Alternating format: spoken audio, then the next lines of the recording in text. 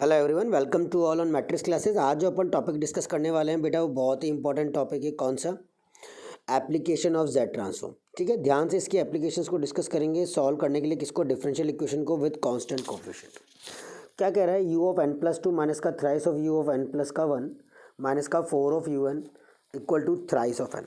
किस तरीके से सॉल्व करते हैं बेटा? इसके अंदर वही वाली प्रॉपर्टी लगेगी जो मैंने लास्ट टू लास्ट क्लास बताई थी। कौन सी? यू ऑफ एन प्लस के वाली। जो भी गिवन एक्सप्रेशन, जैसे एन प्लस टू है तो दो तक खोलना है, एन प्लस वन है तो एक तक खोलना है, और एन है तो डायरेक्टली यू जेड होता है ये, और थ्री की पावर एन का Z upon Z minus three होता है।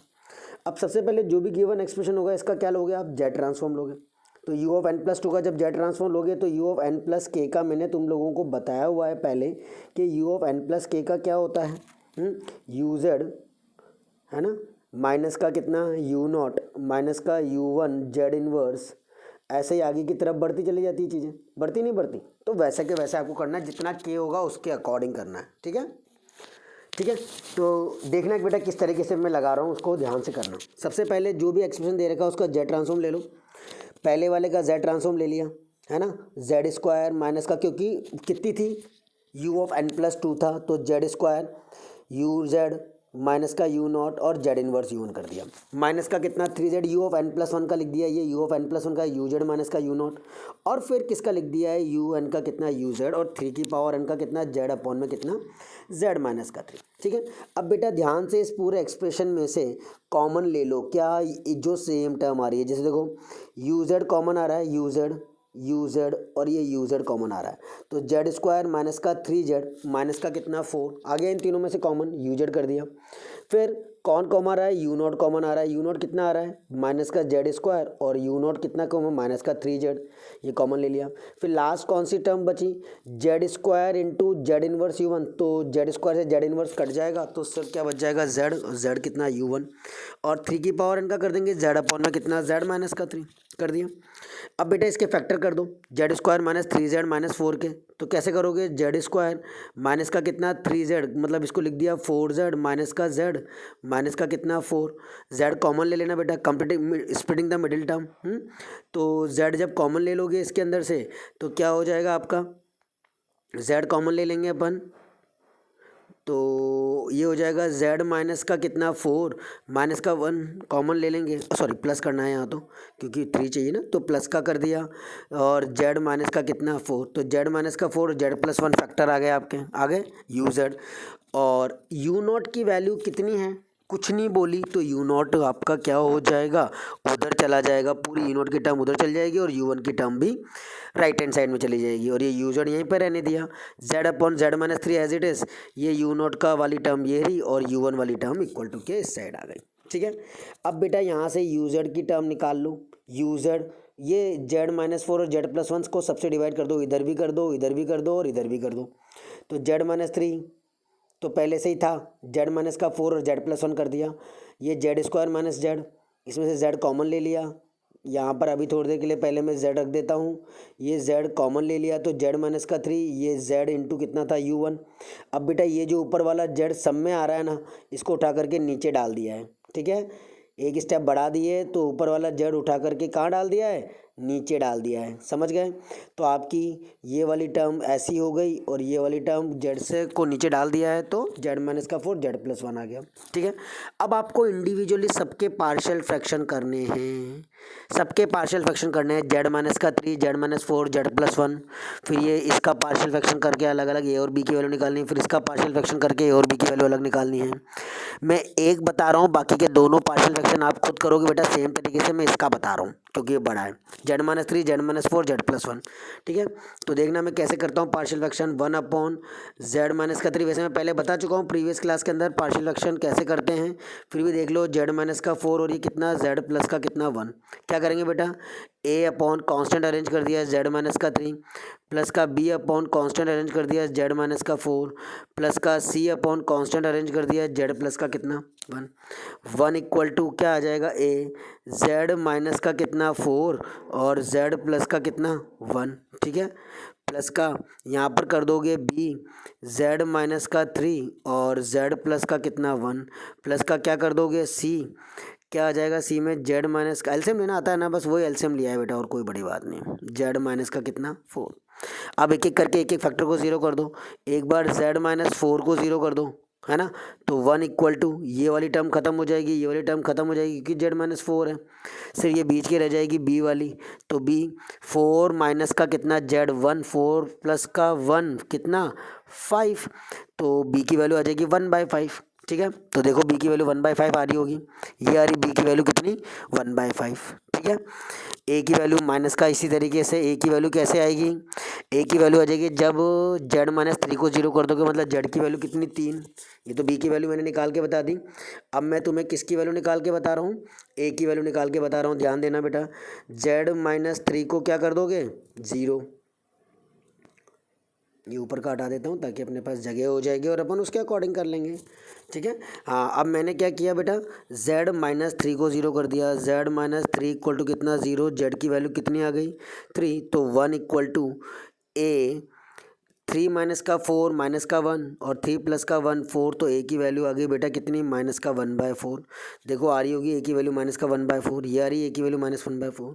अब c की वैल्यू निकालेंगे, c की वैल्यू कैसे निकालेंगे, बस तीसरा कोफिशिएंट कौन बचा c के लिए, z माइनस का 4 को 0 कर चुके हो, z प्लस के 1 को 0 कर देना, z प्लस 1 को क्या कर दो 0 कर दो, तो z की वैल्यू कितनी आ गई माइनस का 4, तो 1 इक्वल टू ए तो 0 हो जाएगा, बी क्योंकि z प्लस 1 को 0 किया है बी 0 हो जाएगा, सॉरी सी लेना था डायरेक्टली, क्या लेना है सी लेना है, तो सी को ले लेंगे -1 -3 माइनस का 4 -1 माइनस का 4 माइनस का 5 5 4 जा 20, तो सी की वैल्यू आ जाएगी 1 कितना 20, तो सी की वैल्यू आ गई कितनी 1/20। सिमिलरली इनके फैक्टर करोगे z-3 upon z-4 z plus 1 है, तो कैसे तोड़ोगे a अपॉन z-4 प्लस का b अपॉन z प्लस का 1, वही सेम एक बार z-4 को 0, एक बार z प्लस 1 को 0 एलसीएम लेने के बाद। सिमिलरली तीसरा वाला 1 अपॉन करना, u1 को अलग कर देना, 1 अपॉन z-4 z प्लस 1 है, तो equal to a upon z-4 plus का b अपॉन z प्लस 1, एक बार z-4 को 0, एक बार z प्लस 1 को 0। डेफिनेटली तुम्हारे ए इसके अंदर a की वैल्यू 1/5, b की वैल्यू 4/5, इसमें a की वैल्यू 1/5, b की वैल्यू -1/5 आएगी। ठीक है, बस हम इन सबको जमा लेना, यहाँ पर ऐसे जैसे ये जमा हुए हैं वैसे के वैसे जम जाएंगे, और देन फिर taking Z inverse Z transform, you Z का इन्वर्स कितना u ऑफ n -1/4 बाहर 3 की पावर n, 1/5 बाहर 4 की पावर n, 1/20 बाहर -1 की पावर n, क्योंकि यहाँ माइनस होता है तो -1 की पावर n कर दिया। ये u0 1/5 जेड अपॉन जेड -4 4 की power n, Z upon Z -1 की power n, Z upon Z -4 4 की पावर n, और ऐसे ही ये -1 की पावर n। ठीक है, तो ये आपका क्या आ जाएगा बेटा आंसर, बाकी सब चीज़ें को ठीक है, ये 4 की पावर एन यहाँ पर बिल्कुल ठीक तरीके से छोड़ सकते हो, कोई इशू नहीं है। ठीक है, ठीक है, हियर इज़ द आंसर, इसकी कोई नीड नहीं है ऐसी, यहाँ पर आंसर छोड़ सकते हो, डन। चलो एक और क्वेश्चन करते हैं, ध्यान से देखना बेटा। Solve u of n plus 2 6 u of n plus 1 9 u n 2 की पावर n, इस बार u0 u1 दोनों जीरो दे रखे हैं क्वेश्चन में। लेट un कितना ये मान लिया, तो बेटा वही un प्लस 2 का करोगे तो Z square U Z minus का u0 माइनस का Z inverse u1, un plus 1 का करोगे जेड यू जेड माइनस का u0, un का करोगे यू जेड, 2 की पावर n का करोगे तो जेड अपॉन में कितना z माइनस का 2। ठीक, यू जेड कॉमन, वही सेम पहले की तरह Z square plus 6z plus का 9, और u0 जीरो है, u1 जीरो है, u0 जीरो है, तो यही बचेगा बस अब जेड अपॉन जेड -2।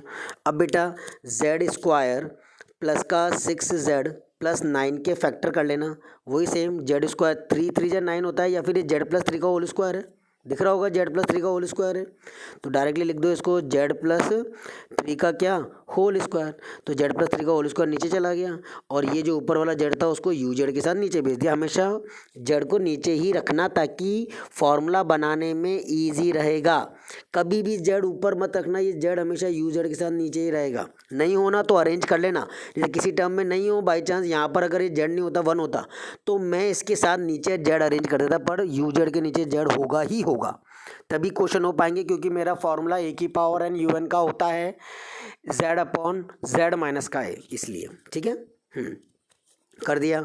वही पार्शियल फ्रैक्शन करेंगे बेटा, इसका पार्शियल फ्रैक्शन कैसे करेंगे, ए अपॉन जेड माइनस का 2 प्लस का बी अपॉन जेड प्लस का 3 प्लस का सी अपॉन जेड प्लस 3 का क्या होल स्क्वायर।